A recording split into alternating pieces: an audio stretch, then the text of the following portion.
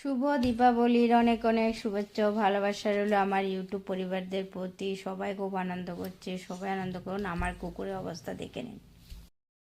আমাদের অবস্থা পটাকা ফুটাতে এসে তো দেখে নিন আমার ডগির অবস্থা। পটাকা ফুটাচ্ছে বসে বসে, ওরও খুব ভয় পাচ্ছে, তাই এমন হাল্লা করছে। তো এখন দেখাবো আপনাদেরকে ওর রিয়াকশনটা।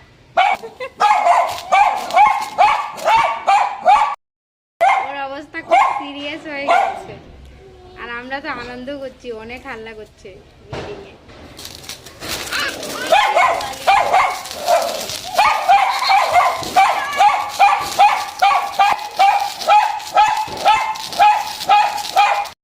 ওর জন্য একদম পারছি না।